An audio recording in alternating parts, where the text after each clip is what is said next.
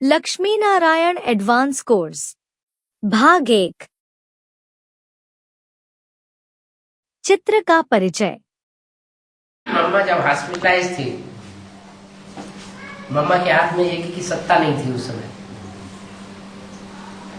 समय ये चित्र बना है, लक्ष्मी नारायण का चित्र और ये क्या नाम है, सीढ़ी का चित्र। वास्तव में ये जो चित्र है, कौन सा लक्ष्मी नारायण का जो चित्र है, ये बड़ा एक्यूरेट है। क्या एक्यूरेट है? इसमें कौन सी एक्यूरेसी विशेष है जो लक्ष्मी नारायण के अलावा और किसी मनुष्य आत्मा में पहले नहीं दिखाई देगी। हाँ, उनके जो वाइब्रेशन है ना, उनके वाइब्रेशन में, उनके वायुमंडल में चारों ओर ज्ञान का प्रकाश ही प्रकाश रहेगा। माने वो रहते कहाँ हैं? ज्ञान के प्रकाश में रहते, ज्ञान के प्रकाश में ही उनकी दुनिया है। इसलिए जो नाम रखे जाते हैं वो काम के आधार पर रखे जाते हैं शास्त्र में। नारायण तो अव्वल नंबर का जो नारायण होगा इस सच रूपी रंगमंच पर, उसका नाम का अर्थ क्या होगा? नार अयन। नार माने ज्ञान जल, अयन माने घर, जैसे नारद। नार माने ज्ञान जल, द माने देने वाला। ज्ञान जल तो देता है सबको, ज्ञान जल तीनों लोगों में जाता है, बांटता फिरता है, लेकिन खुद संपूर्ण बनता है। आदि लक्ष्मी को भरने लायक बनता है? नहीं बनता। तो बताया बड़ा एक्यूरेट चित्र है, क्योंकि या तो लक्ष्मी बनना है या नारायण बनना है। स्त्री चोला है तो लक्ष्मी बनना है, पुरुष चोला है तो नारायण बनना है।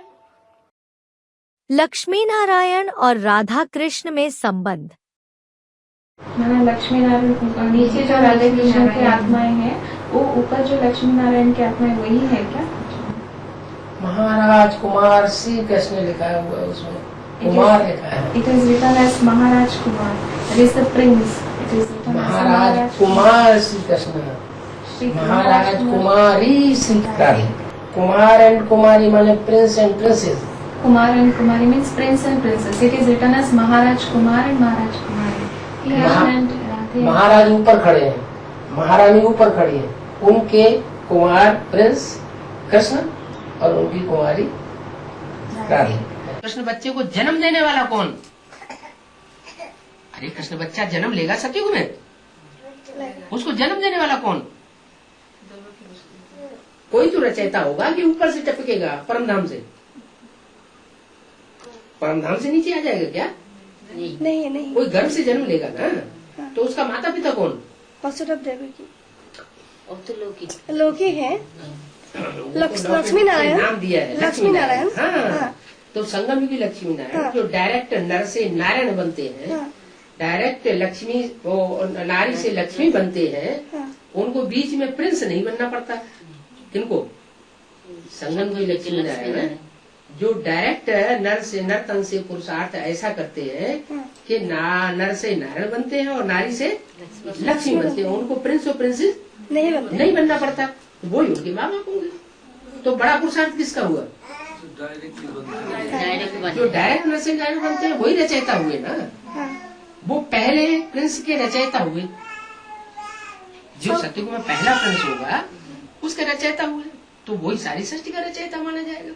वो जिस धर्म का होगा दूसरे धर्म का, तो बाबा ने जो लक्ष्मी नारायण के फीचर्स बनवाए हैं साक्षात्कार में, उन साक्षात्कार के बनाए हुए फीचर्स को चेंज करता जाएगा। अगर इस्लाम धर्म का मुखिया होगा तो वो चेंज कर देगा, बौद्ध धर्म का मुखिया होगा वो भी चेंज करके नया चित्र बना देगा, क्रिश्चियन धर्म का मुखिया निकलेगा उसके हाथ में सत्ता आएगी चित्र छपाने की, तो वो भी चेंज कर देगा। ऐसे लक्ष्मी नारायण के चित्र बेसिक नॉलेज में 7-8 प्रकार के निकल पड़े। मुरली में भले डायरेक्शन दे दिया, क्या लक्ष्मी नारायण के फीचर्स बदलने नहीं चाहिए। अरे झाड़ के चित्र को छोड़ो, उन्होंने तो लक्ष्मी नारायण के चित्र को ही बदल दिया, जो मुरली में मना किया हुआ है कि लक्ष्मी नारायण के फीचर्स कभी बदलने नहीं चाहिए, एक ही फीचर्स रहने चाहिए। अगर वो न बदलते तो एक ही लक्ष्मी नारायण का राज्य रहता सतयुग में, पूरे सतयुग में। उन्होंने यहाँ शूटिंग कर दी, अलग अलग चित्र बना दिए, 6-7 तरह के 8 तरह के चित्र बना दिए लक्ष्मी नारायण के। तो जितने तरह के चित्र बना दिए उतने वहां लक्ष्मी नारायण बनेंगे सतयुग में। शूटिंग कौन करता है? ब्राह्मण शूटिंग करते हैं, तो वहां पे प्रैक्टिकल में होता भी है। अगर वो शूटिंग न करते तो एक ही लक्ष्मी नारायण का राज्य चलता। लेकिन ये ड्रामा में नूद है, गिरती कला की नूद कैसे होगी? भले मुरली में बोल दिया कि लक्ष्मी नारायण के फीचर्स बदलने नहीं चाहिए, लक्ष्मी नारायण का एक ही फीचर्स रहना चाहिए मुकर्रर है, या बदलना चाहिए? एक ही रखना चाहिए, क्योंकि एक ही लक्ष्मी नारायण है जो भक्ति मार्ग में पूजे जाते हैं। सतयुग के 8 लक्ष्मी नारायण पूजे नहीं जाते हैं, होते तो हैं लेकिन पूजे नहीं जाते, मंदिर नहीं बनते उनके। मुरली बोला एक ही फीचर रहना चाहिए, क्या लक्ष्मी नारायण का फीचर कभी बदलना नहीं चाहिए। इसका मतलब जो साक्षात्कार में बाबा ने बनवाया है वो फीचर को कभी बदलना नहीं है। तब तक नहीं बदलना है जब तक जो असली है वो प्रत्यक्ष न हो जाए। स्वर्ग के रचयिता और उनकी दैवी रचना। स्वर्ग का रचने वाला तुम बच्चों को स्वर्ग का लायक बनाए रहे। क्या बोला? स्वर्ग के रचने वाले, रचने वाला नहीं बोला, एक या ज्यादा है। स्वर्ग का रचने वाला एक है, सुप्रीम सोल, या अनेक हैं? कितने हैं? हैं स्वर्ग को रचने वाले जो पहले पहले स्वर्गीय स्टेज का अनुभव करें, या आत्म स्थिति का अनुभव करें, तो उनको कहा गया स्वर्ग को रचने वाले। कौन? तुम बच्चों को, माने तुम बच्चों में से ही कोई हैं जो साकार में हैं और साकारी स्वर्ग की रचना करते हैं। क्या स्वर्ग साकार है तो रचने वाला भी साकारी होगा। तो तुम बच्चों में वो कौन से बच्चे हैं जो स्वर्ग को रचने वाले हैं और तुमको स्वर्ग का लायक बनाते हैं? कौन है?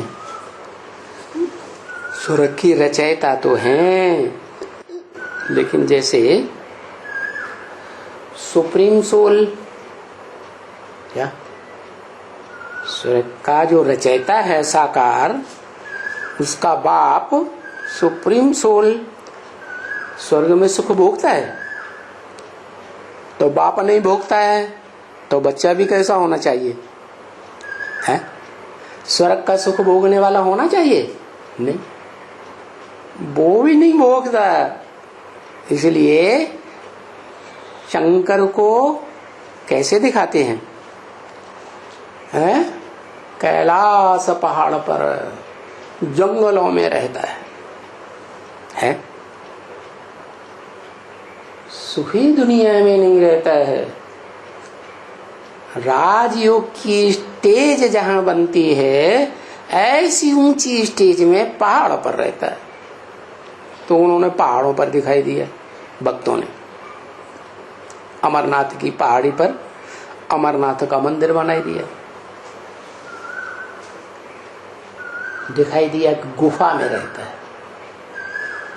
गुफा माने गुह्य, गुह्य ते गुह्य राज है, उस गुही राज की गहराई में घुसना पड़े, तब ही तो देखने में आवेगा। तो तुम बच्चों को स्वर्ग का लायक बनाए रहे हैं। कौन बनाने वाला? एक या कम से कम दो? दो। कौन कौन हैं? कौन कौन दो? एक सदैव आत्म स्थिति में रहने वाला, आत्म भाव वाली प्रकृति, और दूसरा देवभान की स्थिति में रहने वाली माताएं। क्या? लक्ष्मी माता, और जो ज्यादा नजदीक रहती है जिसे कहते हैं पार्वती, और कौन? जगदम्बा, जो तामसी स्टेज में महाकाली बनती है। उन दोनों का कॉम्बिनेशन होता है तो महालक्ष्मी कहा जाता है।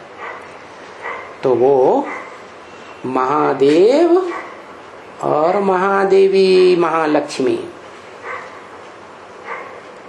तुमको स्वर्ग का लायक बनाए रही। तो देखो, बेहद का बाप है, बेहद की अम्मा है, और उसकी बच्ची बछिया है, नंदिनी। वो है विष्णु रूप में। माने विष्णु रूप में कैसे? पति और पत्नी के रूप में वो स्वभाव संस्कार से मिलकर के एक बनती है। तो स्वर्ग की रचना करने वाली रचयिता बनती है या नहीं बनती? रचयिता अकेला होता है या दो के द्वारा रचना होती है? दो के द्वारा रचना होती है ना। तो देखो, वो विष्णु स्वर्ग का रचयिता है। सत्युगी दैवी स्वराज्य आपका ईश्वरीय जन्मसिद्ध अधिकार है। ईश्वरीय जन्मसिद्ध अधिकार क्या है, इसके बारे में? अरबपति का बच्चा होता है, अरबपति के घर में जन्म लेता है, तो अरबपति बनना उसका जन्मसिद्ध अधिकार है या नहीं है? अरबपति के बच्चे को अरब खरब का मालिक जन्मसिद्ध अधिकार मिला या नहीं मिला? मिल गया। तो ऐसे ही ईश्वर के हम बच्चे बने हैं। तो जो ईश्वर के बच्चे बने हैं उनका ये जन्मसिद्ध अधिकार है कि वो ईश्वरीय जो जन्मसिद्ध अधिकार, स्वर्ग की बादशाही या स्वर्ग का वर्षा, वो जन्म लेने मात्र से ही उनको मिलना चाहिए। क्या? ईश्वर के बच्चे बने तो ईश्वर का वर्षा है स्वर्ग, तो स्वर्ग में होने चाहिए या नरक में होने चाहिए? स्वर्ग में होने चाहिए। लेकिन बैठे कहाँ हैं? दुख भोग रहे हैं, नरक में बैठे हैं। इसका मतलब अभी ईश्वर के बच्चे नहीं बने, अपने स्वरूप को पक्का पक्का पहचाना नहीं, न उसी स्थिति में टिकते हैं। अगर उसी स्थिति में लगातार टिके तो कहेंगे कि इनको ईश्वरीय जन्मसिद्ध अधिकार मिल गया, बाप के बच्चे बन गए। बाप है निराकार ज्योति बिंदु अविनाशी, तो बाप के बच्चे भी कैसे होने चाहिए? निराकारी स्टेज धारण करने वाले ज्योति बिंदु अविनाशी। तो ऐसी स्टेज रहती है या टूट जाती है? टूट जाती है। तो जन्मसिद्ध अधिकार कैसे महसूस हुआ?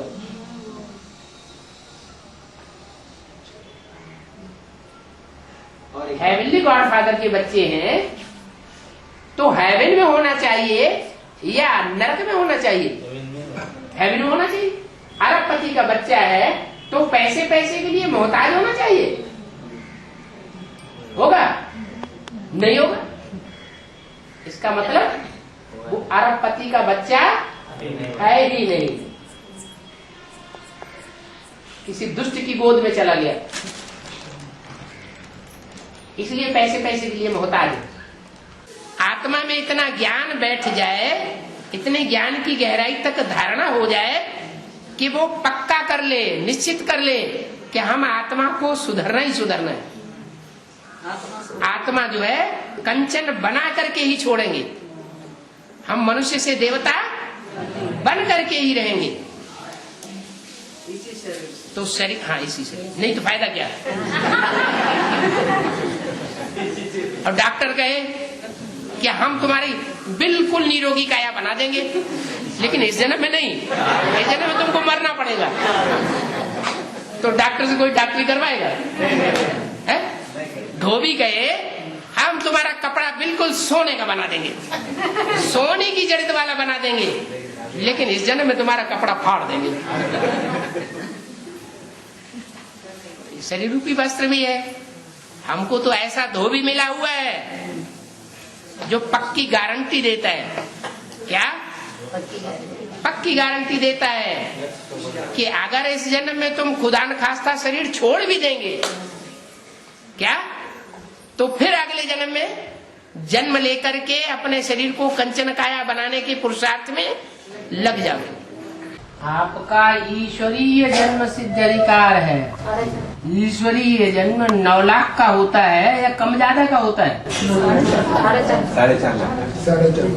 9 लाख का तो होता ही नहीं ईश्वरीय। 4.5 लाख जो जन्म लेने वाले बच्चे हैं राधा कृष्ण के रूप में, वो ईश्वर से जन्म लेते हैं क्या? नहीं, देवताओं से जन्म लेते हैं। ईश्वर से जन्म लेने वाले कौन है जिनका जन्म सिद्ध अधिकार है? 4.5 लाख है। 4.5 लाख 108।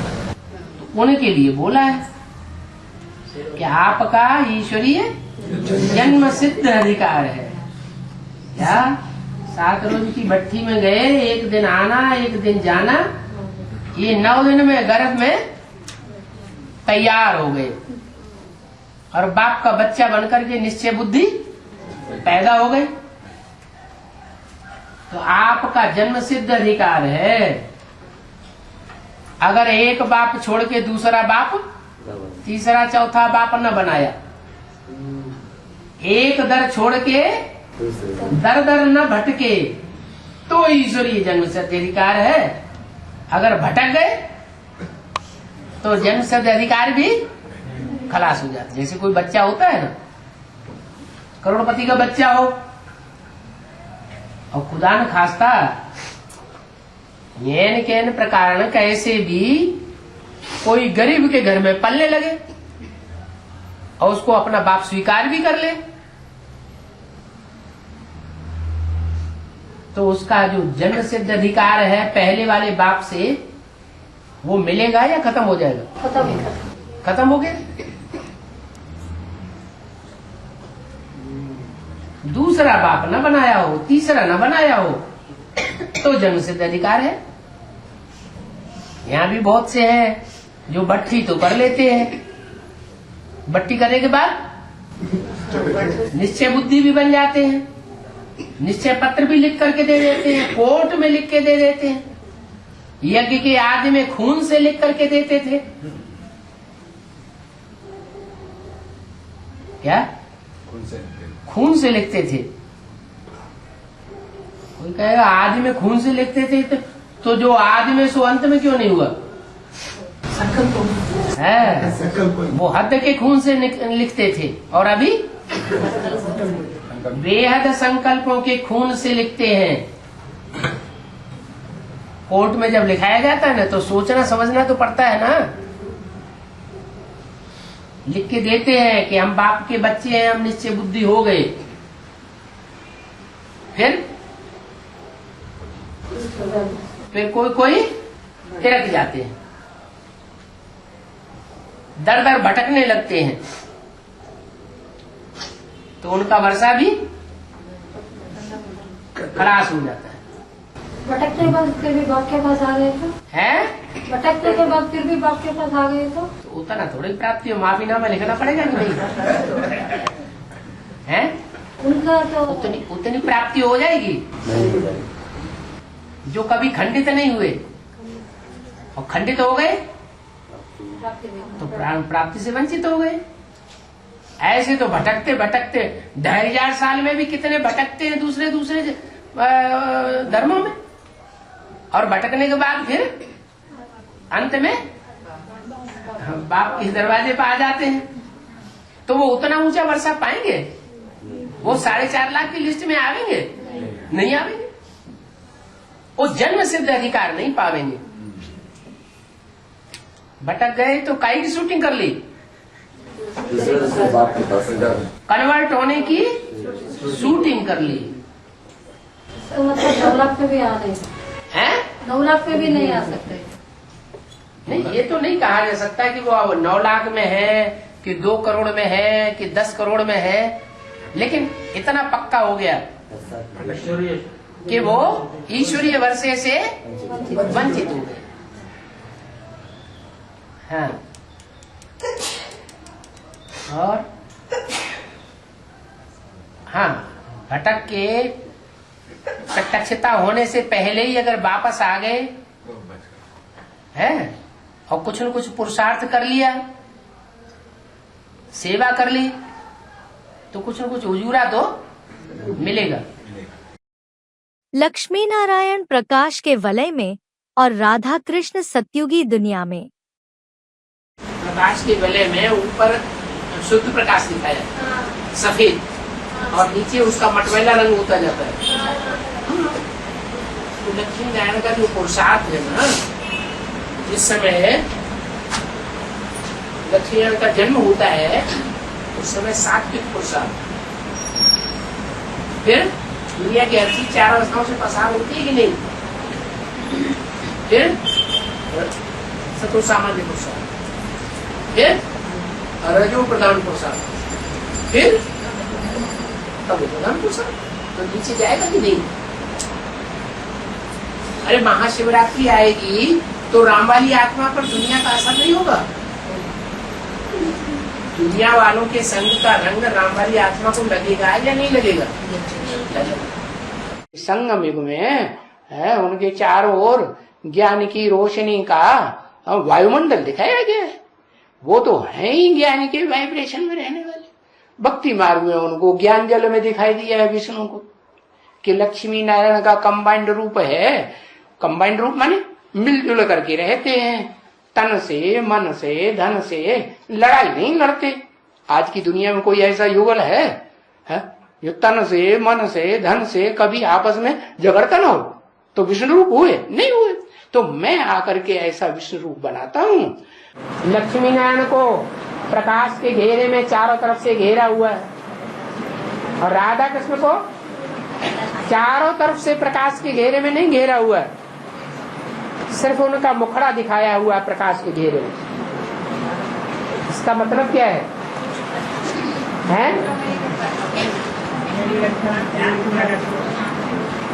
जो लक्ष्मी नारायण हैं, जो नर से नारायण बनने वाले हैं, उनकी सारी दुनिया ही ज्ञानमय हो गई, ज्ञान के प्रकाश से भरपूर है, एड़ी से लेकर के चोटी तक। उनका कोई अंग अज्ञान में नहीं है।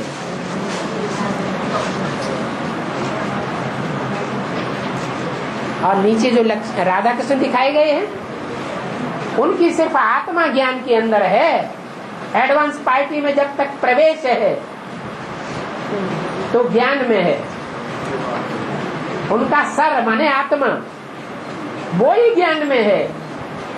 और जब प्रवेशता से बाहर आते हैं तो सूक्ष्म शरीर आवृत कर लेता है।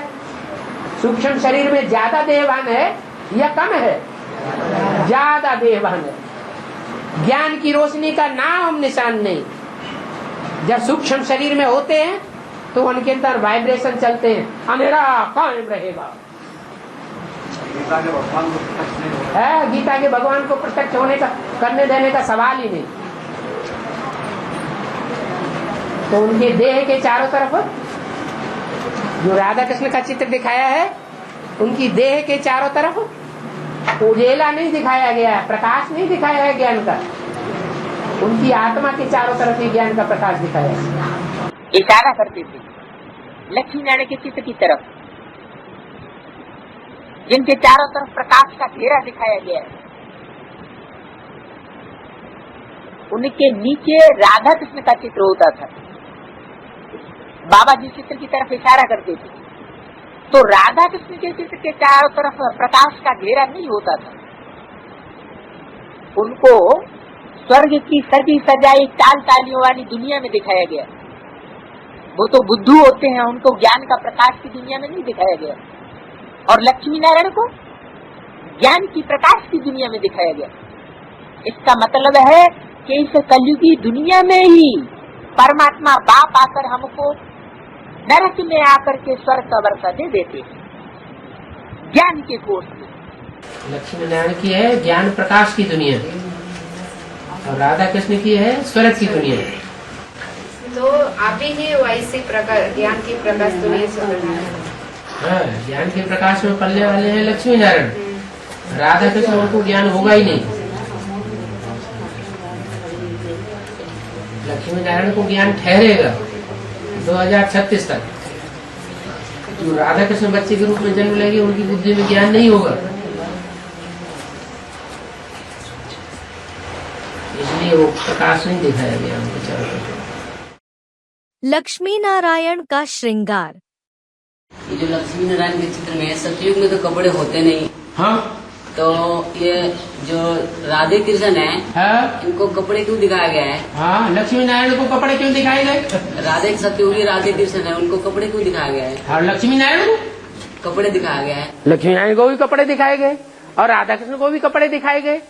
जो भी आत्माएं हैं, चाहे संगम युगी स्वर्णिम संगम युग में तैयार होती हैं पुरुषार्थ करके, और चाहे सतयुग में जन्म लेंगी, वहां उनमें दिव्य गुणों का श्रृंगार होगा या नहीं होगा? है, होगा। वो दिव्य गुणों का श्रृंगार अंदर की चीज है या बाहर से देखने की चीज है? वो तो अंदर की चीज है। तो चित्रकार कैसे दिखाए? तो उसको दिखाने के लिए चित्रकार ने वो अलंकार दिखा दिए, वो विष्णु को ढेर सारा तामझाम दिखा दिया। लक्ष्मी नारायण को आभूषण गुणों के दिखाते हैं, नहीं तो गुण कैसे दिखावें? गुण आत्मा में होते हैं या शरीर में लटकते हैं? हैं? गुण तो आत्मा में होते हैं। तो उन दिव्य गुणों का श्रृंगार दिखाने के लिए शरीर में ढेर सारे लटकनते दिखाई दिए, नहीं तो आत्मा के अंदर की बात कैसे दिखाई जाए चित्रों में? दिव्य गुणों का श्रृंगार या तो संगम युग में संपन्न पुरुषार्थ धारण करने वाले विष्णु को दिखाते हैं, या तो सतयुग त्रेता में देवताओं को दिखाया जाता है। बिंदी। ये लक्ष्मी नारायण का टीका, ये लक्ष्मी का गोल टीका दिखाया और नारायण का लंबा क्यों दिखाया है? लक्ष्मी को थोड़ा समय आत्म की स्थिति में स्थित होना होता है और नारायण को लंबे टाइम तक स्थित होना पड़ता है, इसलिए उनका लंबा टीका है। उनको ज्यादा समय टिकना पड़ता है और लक्ष्मी को थोड़ा समय टिकना पड़ता है, क्योंकि जन्म जन्मांतर पवित्र रही है। जो ज्यादा जन्म जन्मांतर अपवित्र रहे हैं उनको लंबे समय तक प्रैक्टिस करनी पड़े टिकने की। जो लक्ष्मी की आत्मा है वो आत्म की स्थिति में कम टिकती है और नारायण को बड़ा टीका दिखाया हुआ है। इसका मतलब उनकी आत्मा आत्म की स्थिति में ज्यादा टिकती है। जो ज्यादा आत्म की स्थिति में टिकेगा वो ज्यादा स्वाधीन रहेगा। देवान की स्थिति में रहेगा तो स्वाधीन कम रहेगा। मैं आत्मा ज्योति बिंदु, ये आत्मा भी ज्योति। इतनी प्रैक्टिस पक्की हो जाए कि देह की तरफ बुद्धि जाए ही नहीं है। मैं ज्योति बिंदु आत्मा भ्रकुटी के मध्य में, इसलिए बाबा ने बताया बिंदी लगाओ। चिंदी। चिंदी और बिंदी, हाँ, इसका अर्थ क्या है? बिंदी है आत्मा की बिंदी। वो चिंदी जो दिखाते हैं, चिंदी दिखाते हैं वो सौभाग्य की निशानी है। ताज। भगवान वाच, मैं इस राजयोग द्वारा तुमको राजाओं का राजा बनाता हूँ, डबल सिर ताज बनाता हूँ। सिर पर डबल ताज कैसे? एक तो हीरो का जो ताज है वो भी होता है और दूसरा है प्योरिटी का ताज भी होता है। प्योरिटी का ताज का मतलब है आत्मा पवित्र संकल्पों वाली बन जाती है। एक भी अपवित्र अशुद्ध संकल्प नहीं आ सकता। और हीरो का ताज का मतलब क्या हुआ? हीरो के ताज का मतलब है कि ज्ञान रतन जो है वो हीरे के समान ज्ञान रतन बुद्धि में बैठे हुए होते हैं, जिनके कारण जो ऊंचे से ऊंची जिम्मेवारी है वो धारण करने की शक्ति आत्मा में आ जाती है। तो ये दो ताज हुए, एक जिम्मेवारी का ताज और एक प्योरिटी का, पवित्रता का ताज। दो प्रकार के ताज, एक प्योरिटी का ताज और दूसरा स्थूल ताज। वहाँ स्थूल ताज मिलता है किस आधार पर? यहाँ की जिम्मेवारी जो जितनी उठाता है ब्राह्मण परिवार में, यज्ञ की जो जितनी जिम्मेवारी उठाता है उतना बड़ा ताज मिलता है स्थूल रूप में। और प्योरिटी का ताज किस आधार पर मिलता है? जो जितना यहाँ पवित्र रहेगा उतना वहाँ प्योरिटी का ताज मिलेगा। अगर पवित्रता का छेद होगा तो प्योरिटी का ताज भी नहीं मिल सकता, क्योंकि मनन चिंतन चल न सके।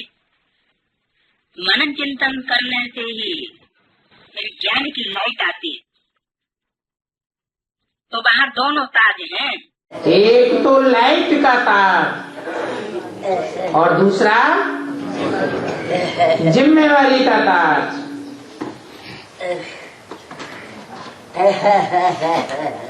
अर्थात जिम्मेवारी है विकारों को जीतने की, तो विकारों को जीतने का बादशाहपन का ताज,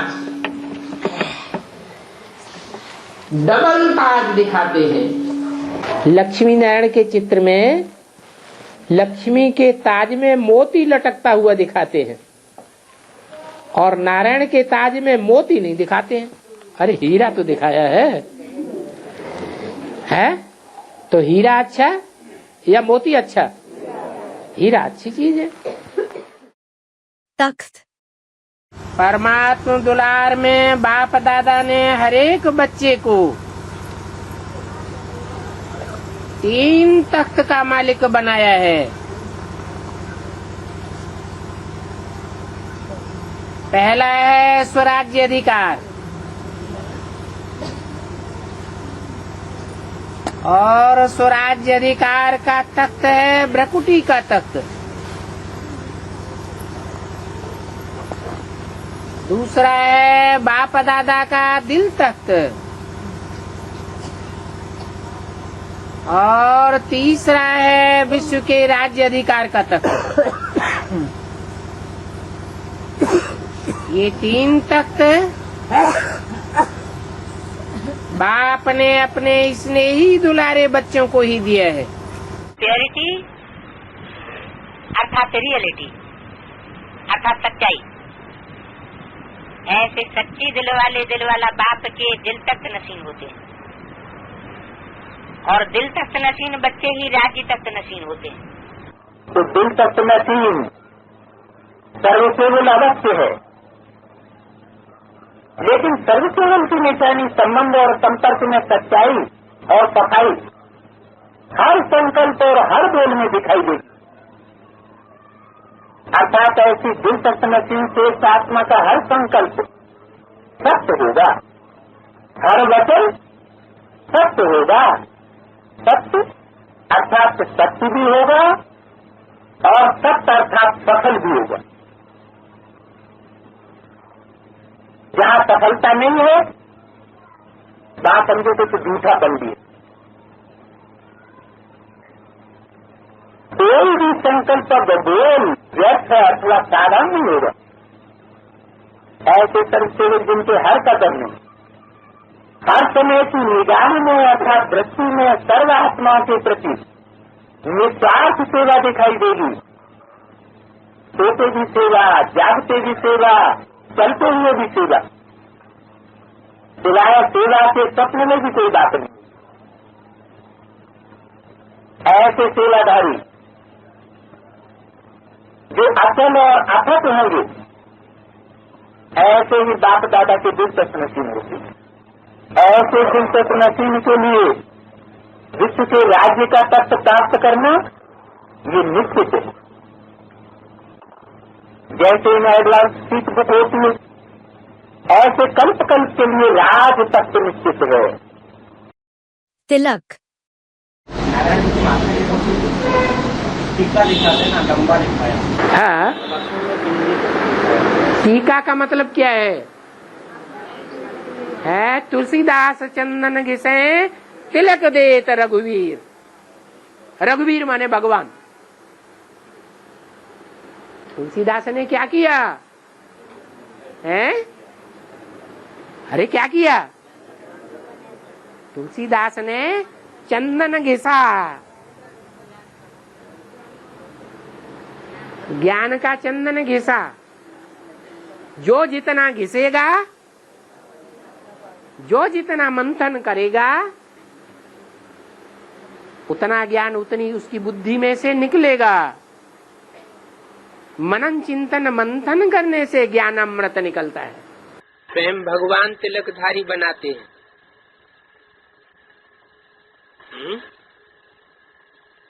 भक्ति मार्ग में तिलकधारी का क्या गायन है? कैसे बनते हैं तिलकधारी?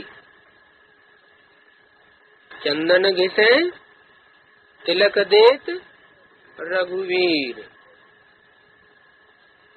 साथ साथ हर ब्राह्मण आत्मा को पवित्रता के महान मंत्र द्वारा लाइट का ताज धारण कराते हैं, और साथ साथ हर ब्राह्मण आत्मा को विश्व कल्याणकारी आत्मा बनाए जिम्मेवारी का ताज धारण कराते हैं।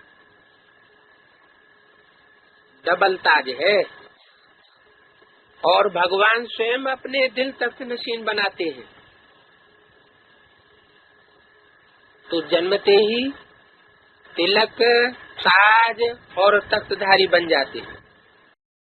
नयनों की चमक। हम भली बात जानते हैं,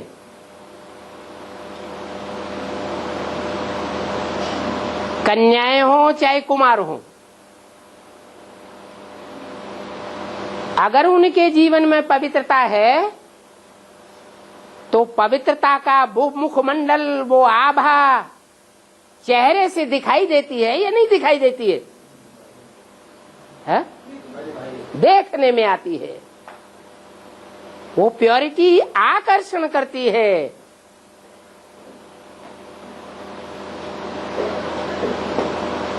पुरुषों को ही नहीं, स्त्रियों को भी आकर्षण करती है। कुमारों को ही नहीं, बूढ़ों को भी आकर्षित करती है।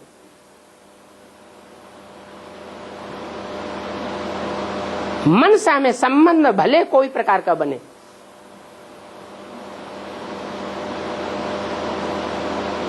तो प्योरिटी भी एक प्रकार की आभा है, रोशनी है। और वो रोशनी की चमक आंखों से दिखाई देती है।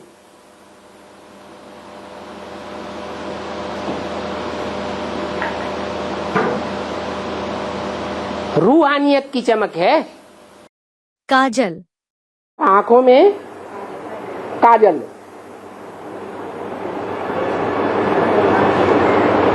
काजल जो है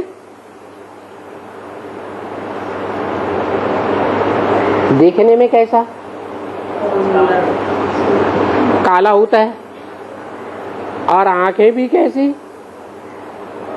है? आंखों में क्या दिखाई पड़ता है? अरे काली पुतली विशेष दिखाई पड़ती है कि सफेद पुतली की तरफ नजर जाती है, काली की ओर नजर जाती है। जो सारा शरीर है, उस शरीर में सबसे जास्ती आकर्षण वाला अंग कौन सा है? आंखें। और सबसे धोखा देने वाला अंग वो भी आंखें।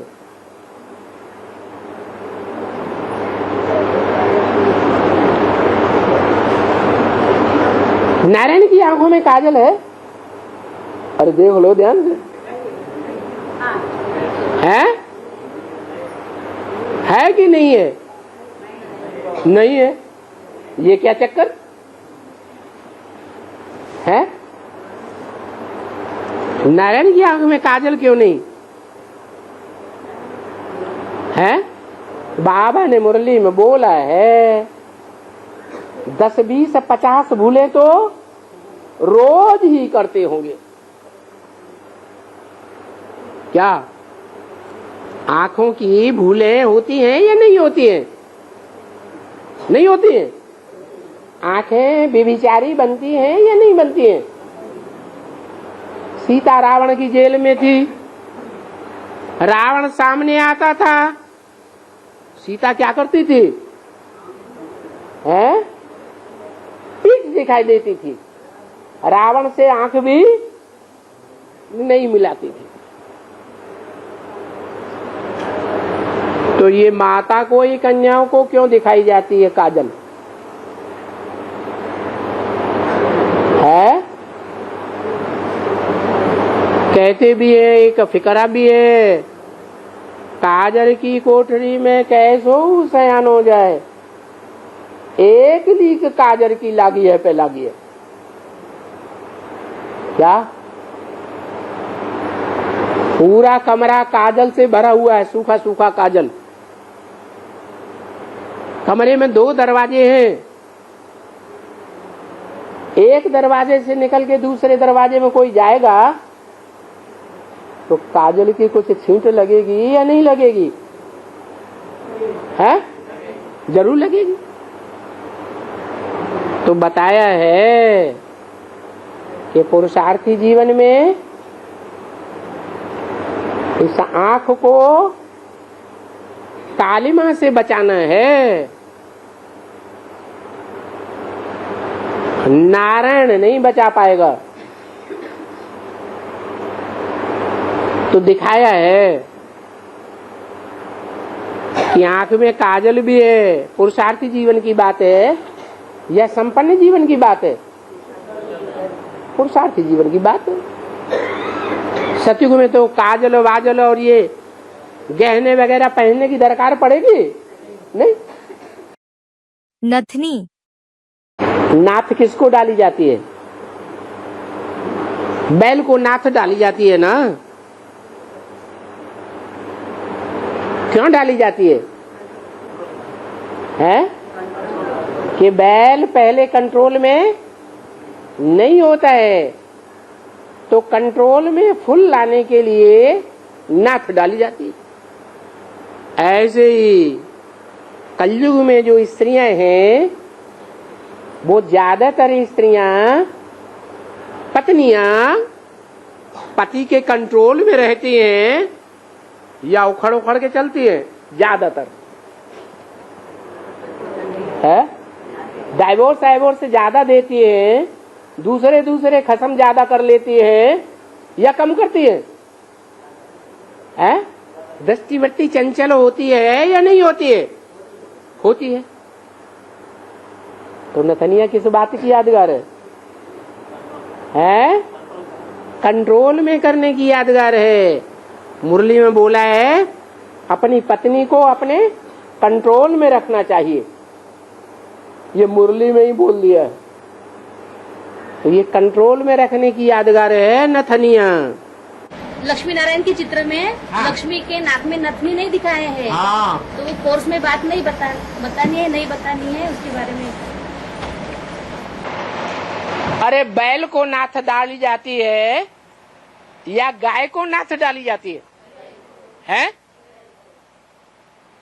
माने जो अड़ियल होता है ना, उसको कंट्रोल करने के लिए क्या करते हैं? हैं?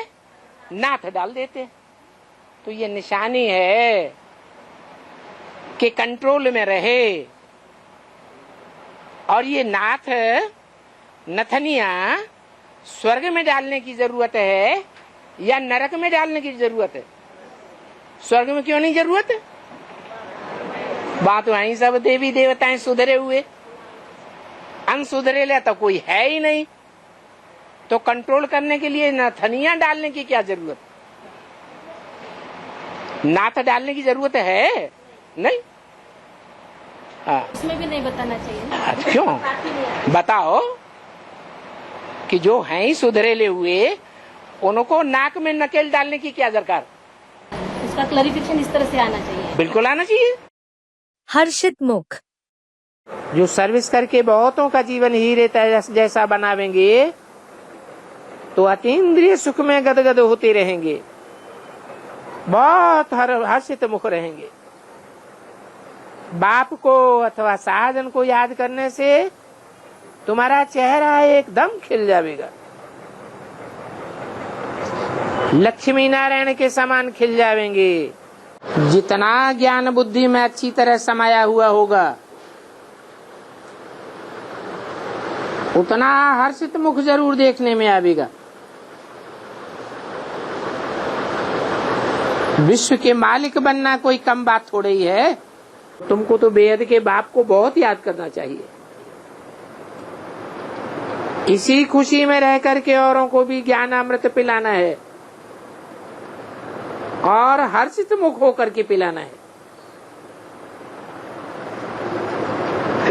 मुखड़ा सदैव खिला हुआ होना चाहिए। समझाने वालों का मुखड़ा मुरझाया हुआ नहीं होना चाहिए। तुमको ऐसा हर्षित होकर रहना है। ज्ञान को सुमिरन करके बहुत आनंद आता है, तो ऐसा आनंद का चेहरा होना चाहिए ना। भगवान आज्ञा देते हैं तो आज्ञा फिर सिर पर रखनी चाहिए। चेहरे की चमक। जितनी प्योरिटी उतनी आंखों से, चेहरे से चमक दिखाई देती है, और जितनी प्योरिटी है, सोने का पात्र है, तो ज्ञान की लाइट तो स्वतः ही आ जाती है। कुंडल। तो कान का श्रृंगार है कुंडल। जैसे अभी लक्ष्मी नारायण की बात आई तो मुख्य श्रृंगार भी उसको पड़ा हुआ है। कान का श्रृंगार है अच्छी बातें सुनना और दूसरों को अच्छी बातें सुनाना। ये दिव्य गुणों का श्रृंगार है। क्या ये कान जो है वो सुनी सुनाई बातों के ऊपर है, विश्वास करने वाले नहीं है। नहीं तो दुनिया के मनुष्य कैसे हैं? सुनी सुनाई बातों के आधार पर चल पड़ते हैं। दूसरी बात, अच्छी बातें कान सुनते हैं या इनके कान बुरी बातें भी सुनते हैं? इनकी कान पॉजिटिव बातें ही सुनते हैं, नेगेटिव बातों को नहीं सुनते। तो ये श्रृंगार कैसे दिखाएं?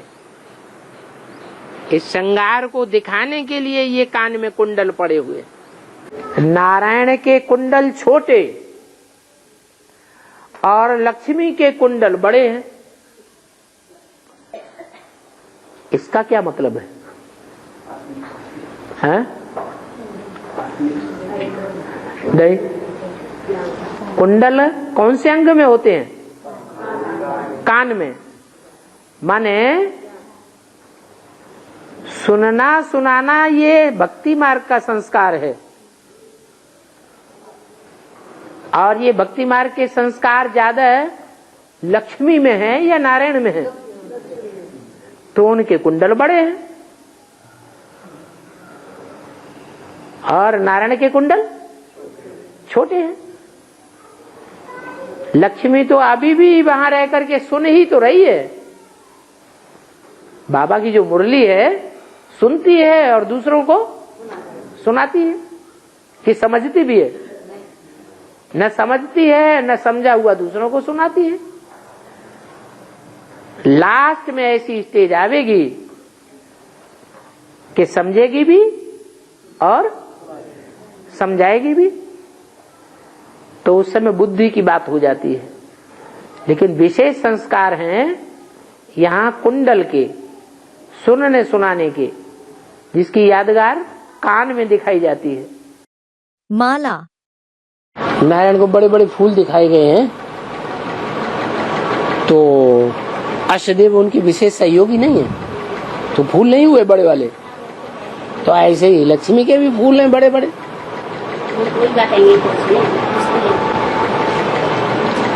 लक्ष्मी के भी जन्म जन्मांतर की कोई विशेष आत्माएं हैं जो उनके लगातार सहयोगी बन के रहेंगे जन्म जन्मांतर।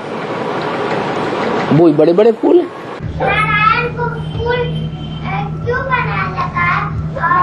नारायण हमको फूल जैसा बनाते हैं, इसलिए फूल पहनाए जाते हैं। लक्ष्मी को हाथ क्यों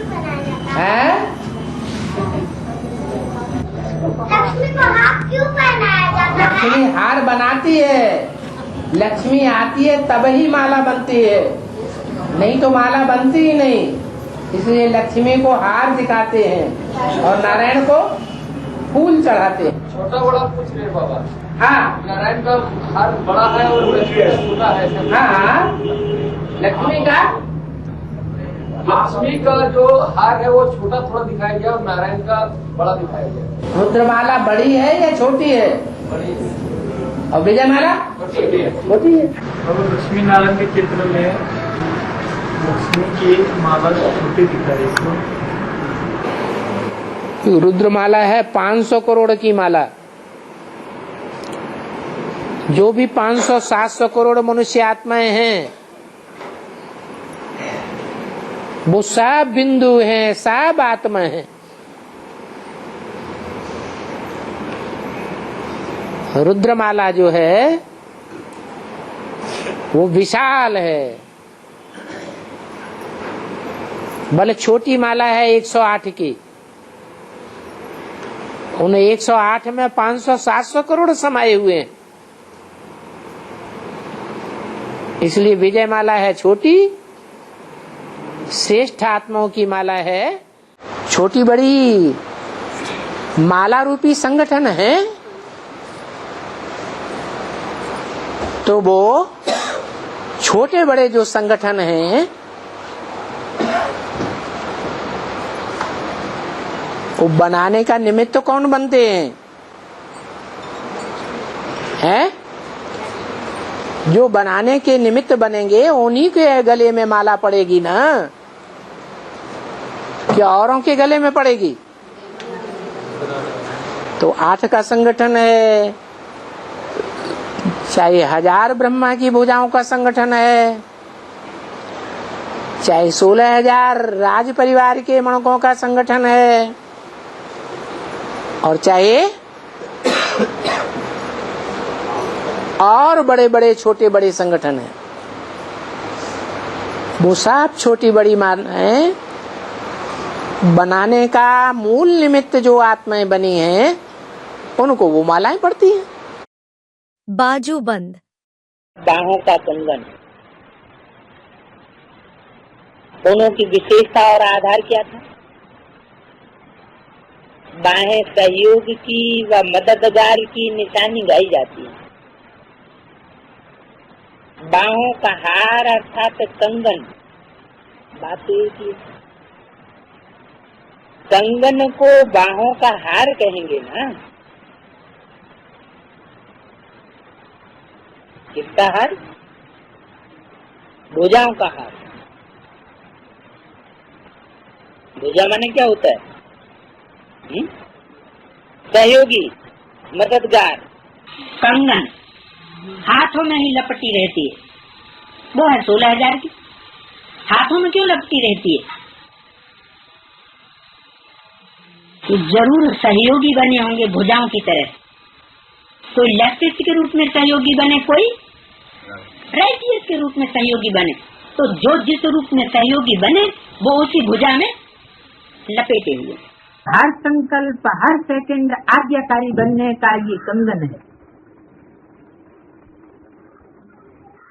एक संकल्प में भी आज्ञा मिस नहीं होनी चाहिए। करधनी। करधनी है, जितने भी श्रृंगार करने के गहने होते हैं उन गहनों में सबसे भारी और मजबूत कौन सा गहना होता है? है? अरे करधनी तो होती है। करधनी से क्या करते हैं? हैं? अरे करधनी से क्या करते हैं? कमर को बांधते हैं। बांधने का मतलब क्या है? है? अरे बांधने का मतलब क्या है? कंट्रोल करना। बांधना माने कंट्रोल करना। तो स्वर्ग लाने का काम कन्याएं माताएं करेंगी या भाई लोग करेंगे?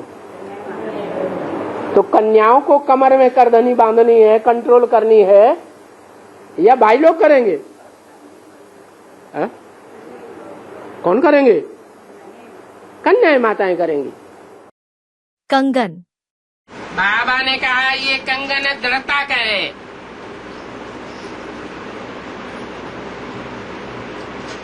दृढ़ता का ये मंत्र याद रखना कि संपन्न बनना है, संपूर्ण बनना है। इस दृढ़ता को छोड़ना नहीं। तो ये दृढ़ता का कंगन है, इस कंगन को सदैव स्मृति में रखना, और यही बाबा की गॉडली गिफ्ट है।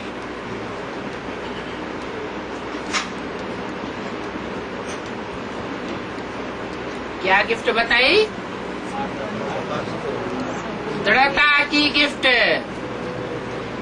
उसका नाम क्या बताया? गॉडली गिफ्ट कंगन के रूप में। ये है पवित्रता की प्रतिज्ञा का कंगन बंधवाना। कंगन आदि ये सब पवित्रता की निशानी है। पावन बाप कहते हैं काम महाशत्रु है, अब मेरे साथ प्रतिज्ञा करो कि हम पवित्र रहेंगे।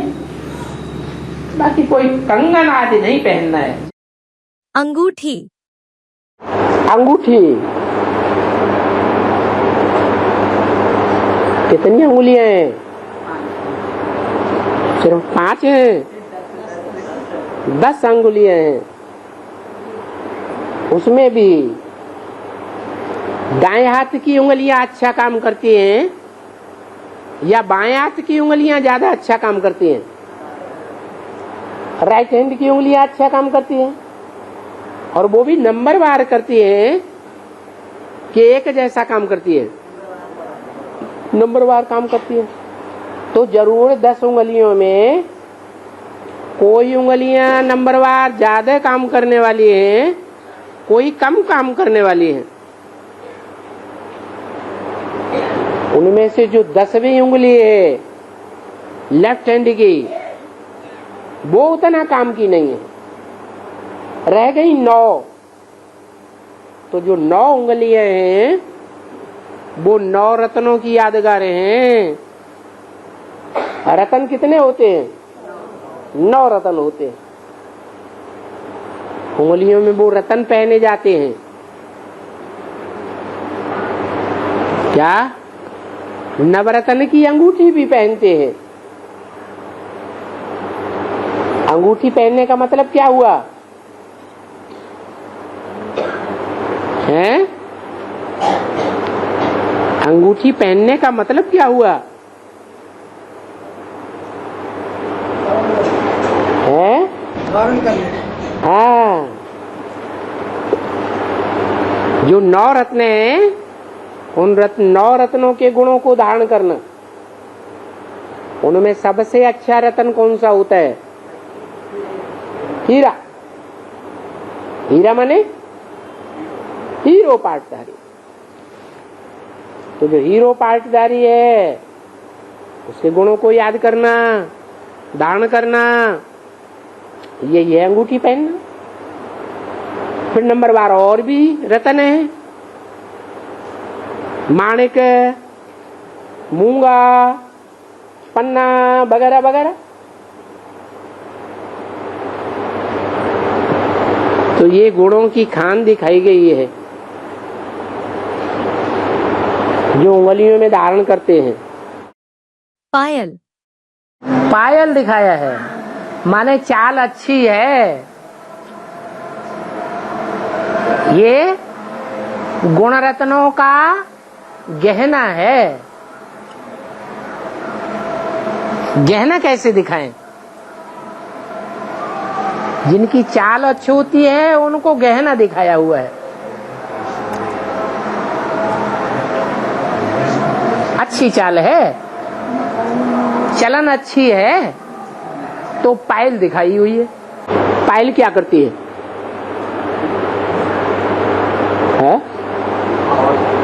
आवाज करती है।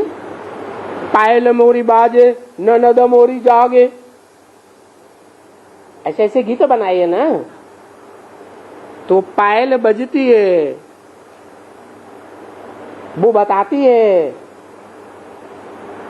कि ये राइट करने जा रहे हैं, रंग करने जा रहे हैं।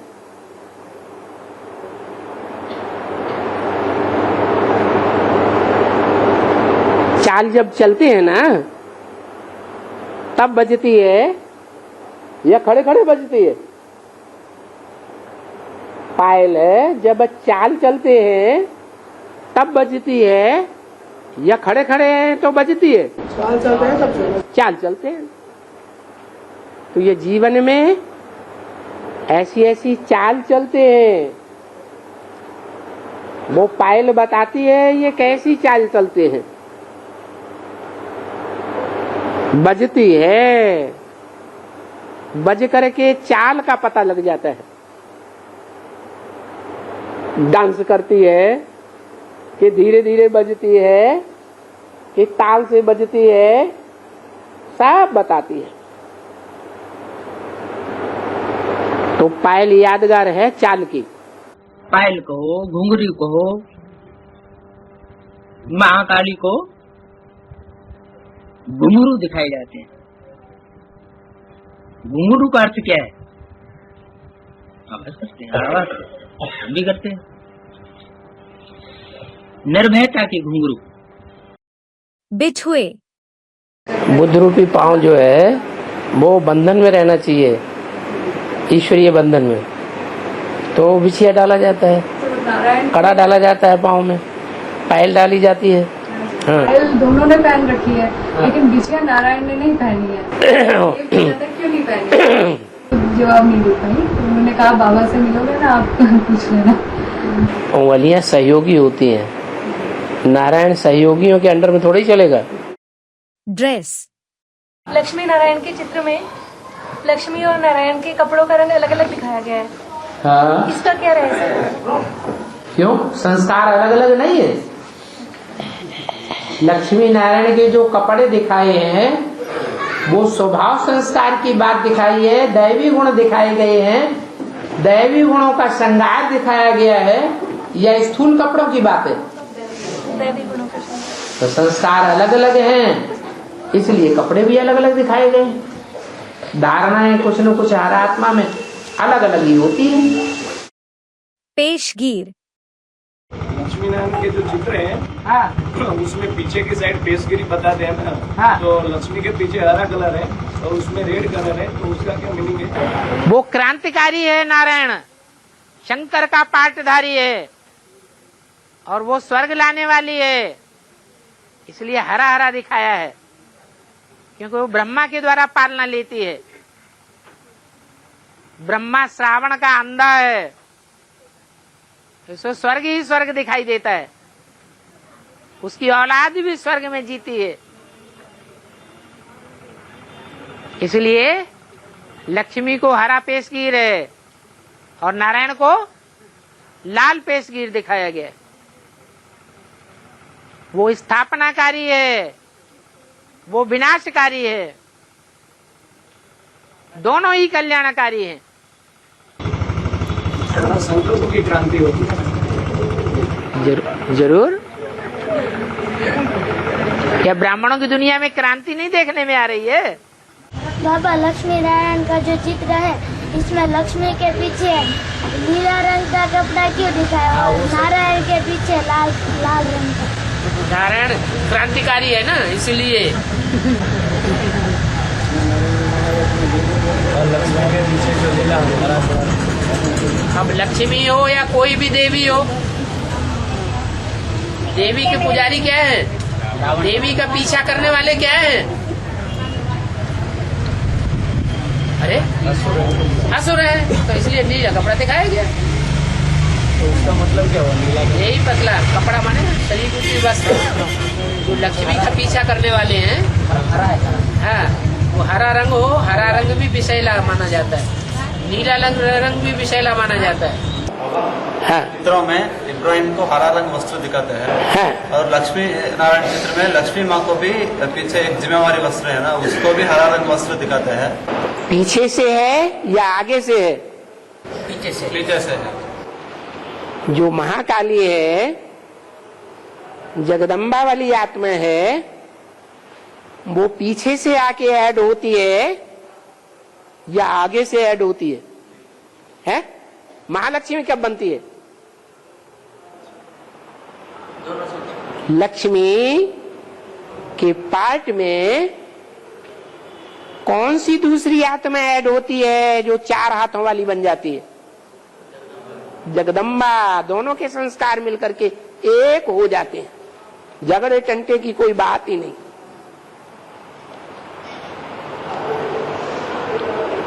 एक संस्कार होंगे तो जगदम्बा कहो, महाकाली कहो, सतयुग त्रेता में आएगी या नहीं आएगी? आएगी। अगर विधर्मियों के ही संस्कार रह जाएं तो सतयुग त्रेता में आएगी या द्वापर में आएगी? द्वापर में आएगी। जगदम्बा है तो जगत में देवताएं भी हैं या नहीं है? लक्ष्मी नारायण के चित्र में हरा कपड़ा दिखाया गया लक्ष्मी के पीछे। हाँ, तो इस्लामियों का निशान माने वो संरक्षक है। जो पार्वती की माँ, उसका नाम है मैना। क्या अवगुण है? हठीली है। कोई भी काम करने के लिए आर्डर मिला, मैं ना करूंगी ऐसा। अभी भी बाप दादा क्या उसको समझाते नहीं है? अभी भी समझाते हैं, लेकिन हठ पकड़ा हुआ है, मैं ना करूंगी, मरते दम तक ना करूंगी। जो भी शास्त्रों में नाम है, किस आधार पर? काम के आधार पर नाम है। तो लक्ष्मी का भी ऐसा ही संस्कार है क्या? नहीं। आज्ञाकारी, वफादार, फरमानबरदार और ईमानदार, ये 4 गुण देवताई गुणों को आगे बढ़ाते हैं। शेष अगले भाग में देखें।